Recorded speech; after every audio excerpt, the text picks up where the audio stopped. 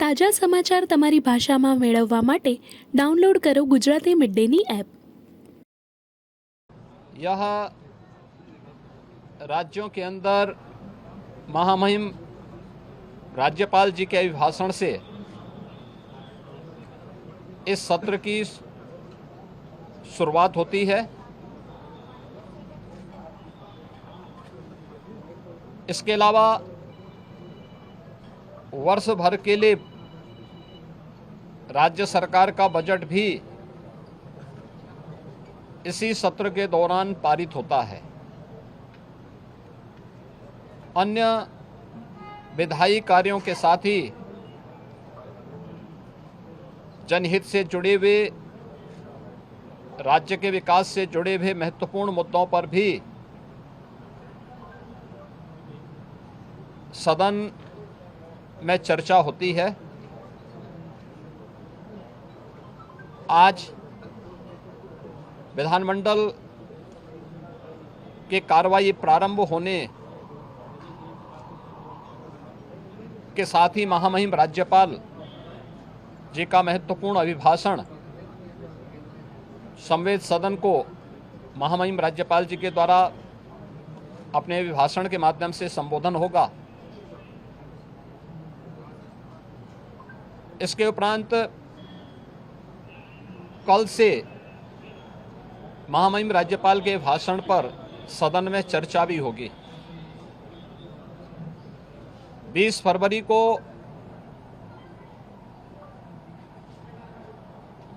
वर्ष 2025-26 का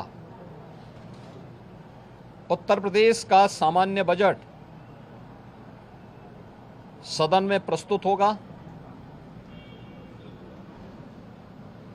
सदन 18 फरवरी से लेकर 5 मार्च तक के लिए प्रस्तावित किया गया है।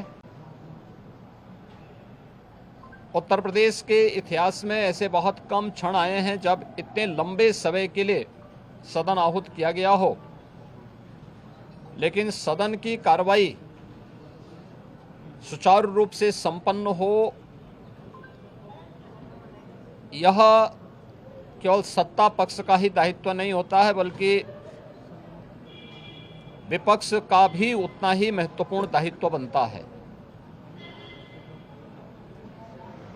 सदन चर्चा परिचर्चा का एक मंच बने।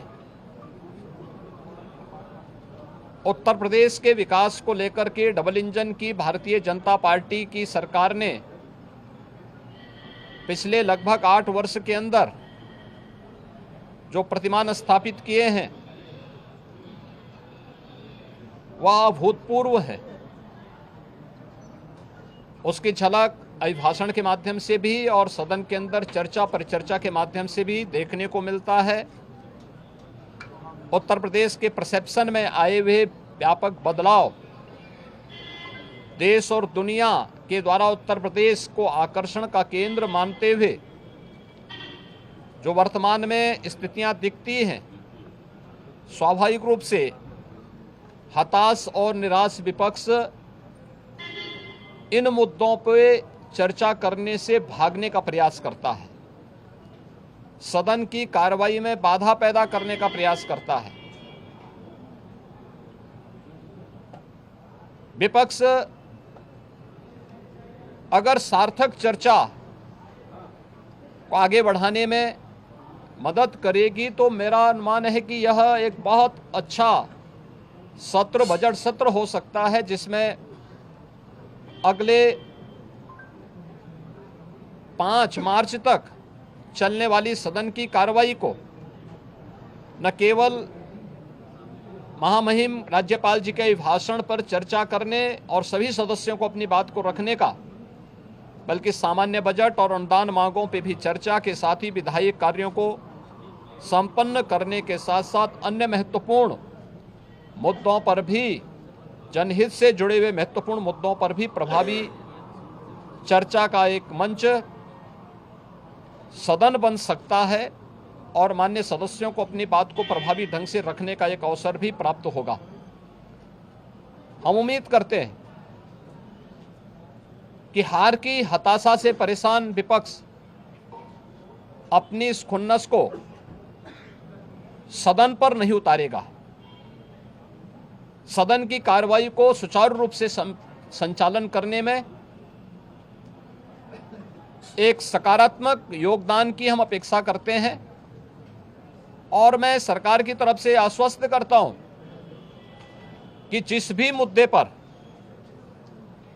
यद्यपि अभिभाषण और बजट अपने आप में समग्रता को लेकर के दो महत्वपूर्ण मुद्दे होते हैं, जिनमें विपक्ष ही नहीं बल्कि सदन का हर सदस्य अपनी बात को प्रभावी ढंग से रख सकता है, लेकिन इसके इतर भी अगर किसी मुद्दे पर विपक्ष चर्चा करना चाहेगा, सरकार उसका तथ्यात्मक जवाब देने के लिए पूरी तौर पर तैयार है।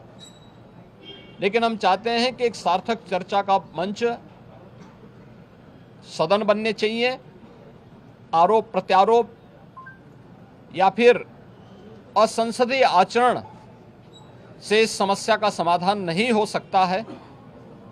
और मैं उम्मीद करता हूं कि महामहिम राज्यपाल के भाषण से उस सुदृढ़ और मर्यादित संसदीय आचरण की शुरुआत हम लोग विपक्ष के अंदर देखने का प्रयास करेंगे। उम्मीद करते हैं कि उस प्रकार का आचरण सभी माननीय सदस्यगण और खासतौर पर विपक्षी सदस्यगण सदन में दिखाएंगे, जिससे लोकतांत्रिक मूल्यों के प्रति आम जन की आस्था को और सुदृढ़ करने में मदद मिलेगी।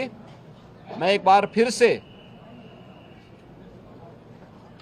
बजट सत्र के शुभारंभ के अवसर पर आज उत्तर प्रदेश विधानमंडल के जो कार्रवाई प्रारंभ होने जा रही है कुछ ही देर में, इसमें भाग लेने के लिए आए हुए सभी माननीय सदस्यों का हृदय से स्वागत करता हूं। સબસ્ક્રાઇબ કરો Gujarati mid day. Bell icon પર ક્લિક કરીને મેળવો તમામ વિડીયોના ડાયરેક્ટ નોટિફિકેશન.